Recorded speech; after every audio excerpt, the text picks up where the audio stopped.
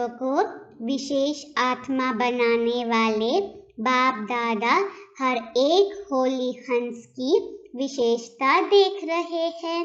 जैसे हंस की निर्णय शक्ति और परखने की शक्ति विशेष होती है, इसलिए ग्रहण करने की शक्ति भी विशेष है, जो मोती और कंकड़ दोनों को परखता है और फिर निर्णय करता है। उसके बाद मोती ग्रहण करता है, कंकड़ पत्थर छोड़ देता है। तो परखना, निर्णय करना और ग्रहण करना अर्थात धारण करना, तीनों शक्तियों की विशेषता के कारण संगम योगी सरस्वती माँ की सवारी हंस दिखाया है। तो एक सरस्वती माँ का यादगार नहीं, लेकिन माँ समान बनने वाली ज्ञान वीणा वादिनी आप सभी हो। इस ज्ञान को धारण करने के लिए भी यह तीनों विशेषताएं अति आवश्यक है। आप सभी ने ब्राह्मण जीवन धारण करते ही ज्ञान द्वारा, विवेक द्वारा पहले परखने की शक्ति के आधार को पहचाना, अपने आप को पहचाना, समय को पहचाना, अपने ब्राह्मण परिवार को पहचाना, अपने श्रेष्ठ कर्तव्य को पहचाना। इसके बाद निर्णय किया, तभी ब्राह्मण जीवन धारण की। यह वही कल्प पहले वाला बेहद का बाप है, परम आत्मा है। मैं भी वही कल्प पहले वाली श्रेष्ठ आत्मा हूँ, अधिकारी आत्मा हूँ। इस परखने के बाद निर्णय किया, बिना बाप को परखने के निर्णय नहीं कर सकते। कई आत्माएं अभी तक भी संबंध संपर्क में है, बहुत अच्छा कहती रहती है, लेकिन परमात्मा पहचान व परखने की शक्ति न होने कारण निर्णय नहीं कर सकते कि क्या बनना है व क्या करना है। इसलिए ब्राह्मण जीवन धारण नहीं कर सकते। सहयोगी बनते हैं, लेकिन सहज योगी जीवन नहीं बना सकते, क्योंकि दोनों शक्तियाँ नहीं हैं। इसलिए होली हंस नहीं बन सकते। पवित्रता रूपी मोती और अपवित्रता रूपी कंकड़ दोनों को अलग नहीं समझते, तो पवित्रता को ग्रहण करने की शक्ति नहीं आ सकती। तो होली हंस की विशेषता है पहले शक्ति परखना अर्थात पहचानना। आप होली हंसों में यह दोनों शक्तियाँ हैं ना, क्योंकि बाप को पहचाना, अपने आप को भी पहचाना, निर्णय भी ठीक किया, तब तो ब्राह्मण बने और चल रहे हो। इस बात में तो सब पक्के पास हो, लेकिन जो सेवा करते हो और कर्म में आते हो, सारे दिन की दिनचर्या में जो कर्म करते हो, संबंध संपर्क में आते हो, उसमें सफलता पूर्वक हर कर्म रहे व हर संपर्क वाली आत्मा के संबंध में आने में सदा सफलता रहे। हर प्रकार की सेवा मनसा वाचा कर्मणा तीनों में सदा सफलता अनुभव हो, उसका भी आधार परखने की शक्ति और निर्णय करने की शक्ति है। इसमें फुल पास हो। सेवा की सफलता व संपर्क में सफलता सदा न होने का कारण चेक करो, तो कार्य को, व्यक्ति को, आत्मा को परखने की शक्ति में अंतर पड़ जाता है। जिस आत्मा को जिस समय जिस विधि पूर्वक सहयोग चाहिए व शिक्षा चाहिए, स्नेह चाहिए, उस समय अगर परखने की शक्ति तीव्र है तो अवश्य संबंध में सफलता प्राप्त होगी। लेकिन होता क्या है, जिस आत्मा को जो सहयोग व विधि उस समय चाहिए वो न देकर व न परखने कारण अपने ढंग से उसको सहयोग देते हो व विधि अपनाते हो, इसलिए संतुष्टता की सफलता नहीं होती। जैसे शारीरिक बीमारी को परखने की डॉक्टर को विधि न आए तो क्या होता है, ठीक होने के बजाय एक से अनेक रोग और पैदा हो जाते हैं। पेशेंट को संतुष्टता की सफलता नहीं मिलती, जिसको साधारण शब्दों में बाप दादा कहते हैं कि हर एक की नब्ज को पहचानो। चलना और चलाना भी जरूरी है, तो क्या करना पड़ेगा? पहचानने अर्थात परखने की शक्ति को तीव्र करना पड़े। इसमें अंतर पड़ जाता है, जिसको आप साधारण भाषा में कहते हो हैंडलिंग का फर्क। कहते हो ना, इनकी हैंडलिंग पुरानी है, इनकी नई है। यह अंतर क्यों पड़ा? क्योंकि हर समय हर आत्मा और हर कार्य को परखने की शक्ति चाहिए। टोटल परखने की शक्ति आ गई है, लेकिन विस्तार से और बेहद के परखने की शक्ति की आवश्यकता है। उस समय आत्मा की ग्रहण शक्ति कितनी है, वायुमंडल क्या है, और उस आत्मा की सुनने व शिक्षा लेने की मूड कैसी है। जैसे कोई कमजोर शरीर वाला हो और उसको ज्यादा से ज्यादा ताकत का इंजेक्शन दे देवे तो क्या हालत होगी? वह तो हार्ट फेल हो जाएगा, शांति में चला जाएगा। ऐसे अगर संबंध में आने वाली आत्मा कमजोर है, आत्मा में हिम्मत नहीं है, लेकिन आप उसको शिक्षा का डोज देते जाओ, उसका मूड, समय, वायुमंडल परख न सके तो रिजल्ट क्या होगी?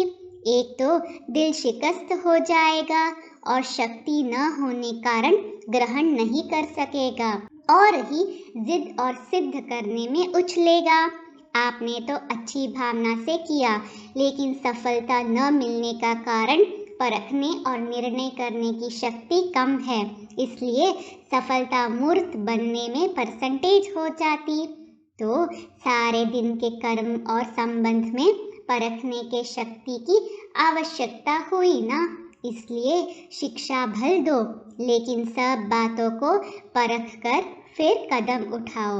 ऐसे ही सेवा के क्षेत्र में भी अगर आत्माओं की आवश्यकता और इच्छा परखने के बिना कितना भी अच्छा ज्ञान दे दो, कितनी भी मेहनत कर लो, लेकिन सफलता नहीं होगी।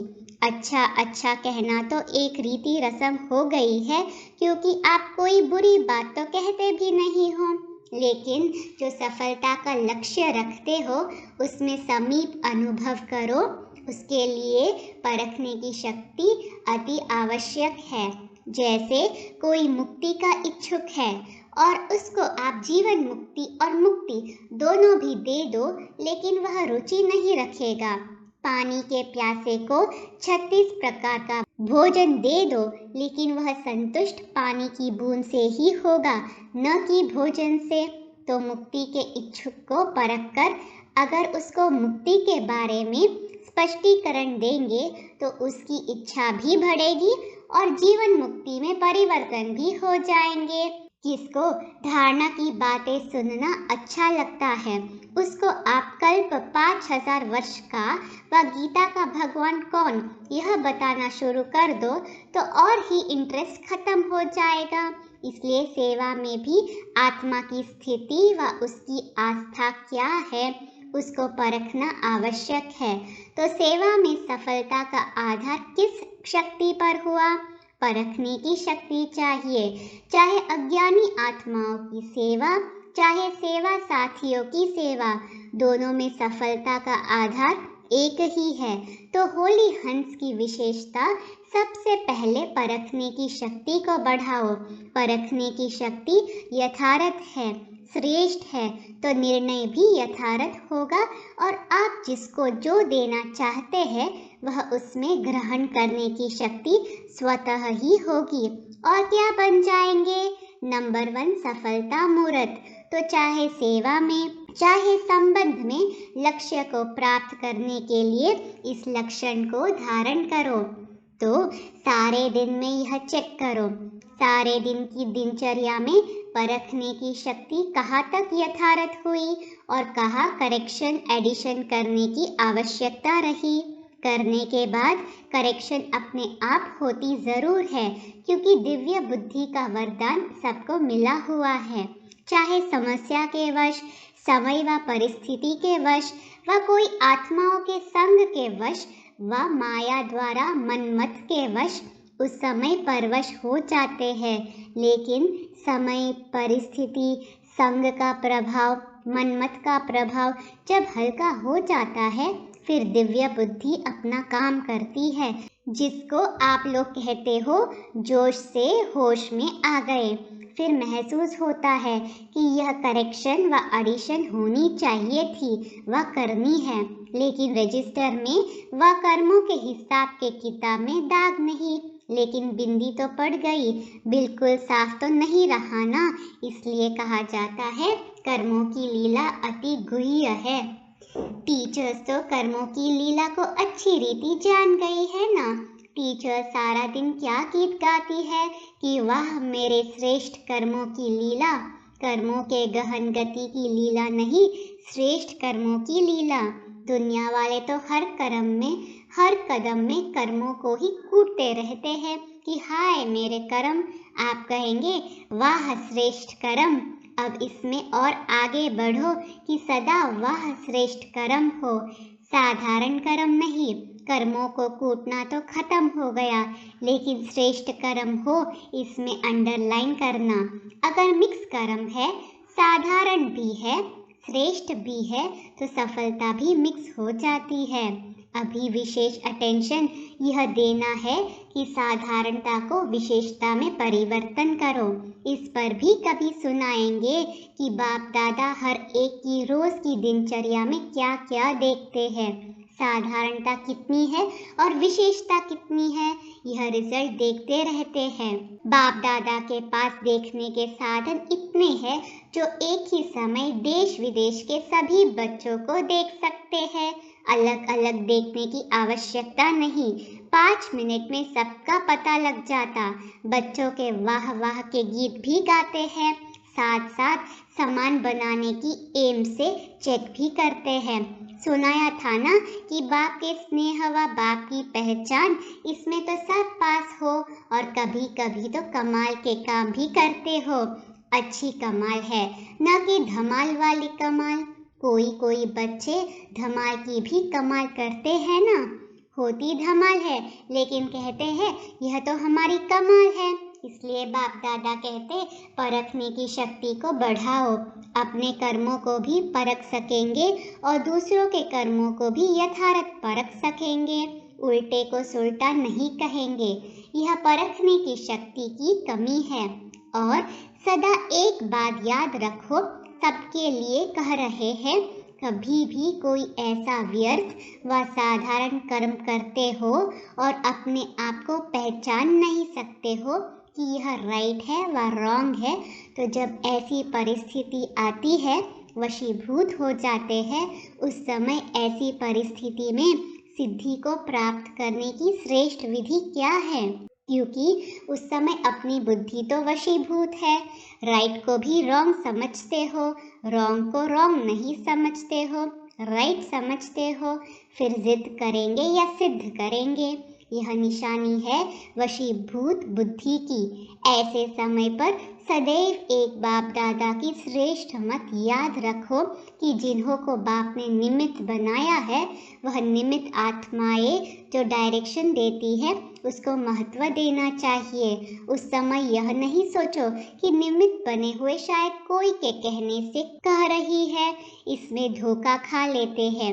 निमित्त बनी हुई श्रेष्ठ आत्माओं द्वारा जो शिक्षा व डायरेक्शन मिलते हैं उसको उस समय महत्व देने से अगर कोई बुरी बात भी होगी तो आप जिम्मेवार नहीं।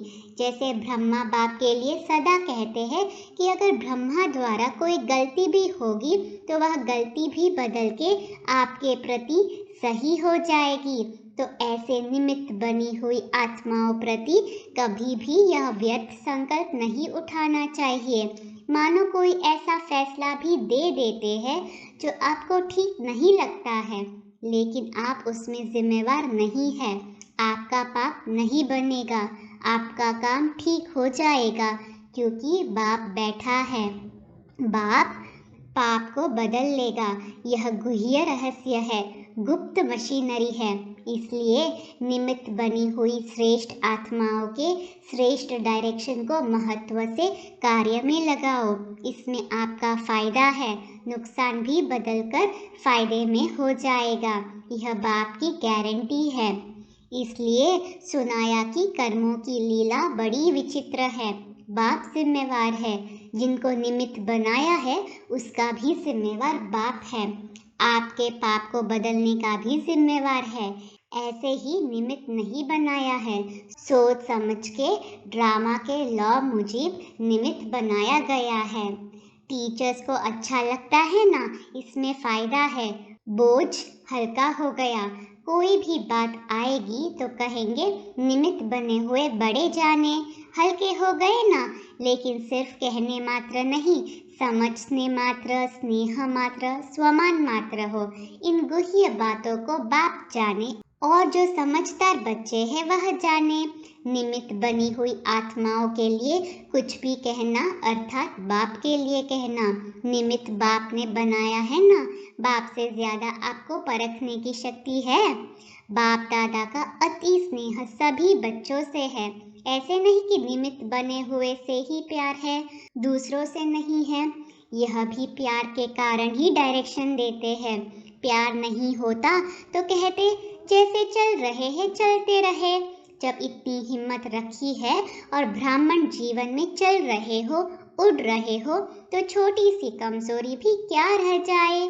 यह है प्यार।